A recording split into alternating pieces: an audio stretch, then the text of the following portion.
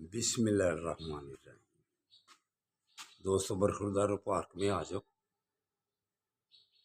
تو پہلے بھی ہم کہتے تھے، اکثریت لوگوں کی یہی کہتی تھی کہ یہ جنگ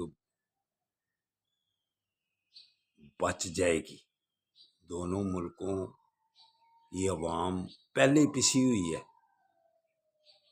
تو اب جنگ میں اور حالات خراب ہو جانے تھے، لیکن اللہ نے بچا لی ہے۔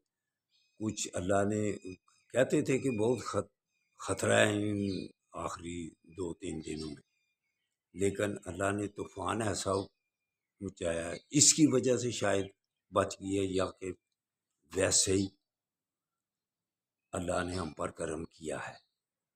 دوسرا، اسرائیل میں جو نیٹ بتلا رہے ہیں، اسرائیل میں جنگلوں میں آگ لگی ہوئی ہے، یا اللہ اگر کم ہے تو اور زیادہ کر دے،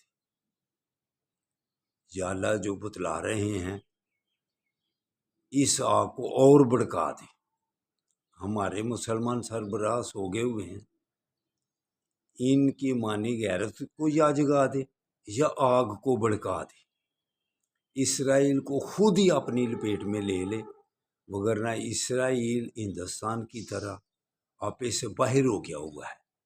یا اللہ اس کی آگ کو اور بھڑکا دے، یا اللہ جو نیٹ پہ بتلا رہے ہیں آگ لگی ہوئی، یا اللہ اس کی آگ کو مزید تیز کر دے، اس کو خود ہی قابو کر لے، وگرنہ یہ غزہ والوں پر ظلم کی اس نے انتہا کر دی ہے۔ بچے، بوڑھے، عورتیں، جوان سب شہید ہو رہے ہیں، لیکن کسی مسلمان سربراہ کی آنکھیں کھل رہی ہیں، ایمانی غیرت سو گئی ہوئی ہے۔ یا اللہ یا تو ان کو جگا، یا پھر اسرائیل کو خود ہی آگ لگا کر تباہ کر دے۔ یا اللہ تیری طاقت کی طرف ہم اب دیکھ رہے ہیں، تیری طرف دیکھ رہے ہیں، یا اللہ اس اسرائیل کو تباہ و برباد کر دے۔ اللہ حافظ، اللہ حافظ، اللہ حافظ۔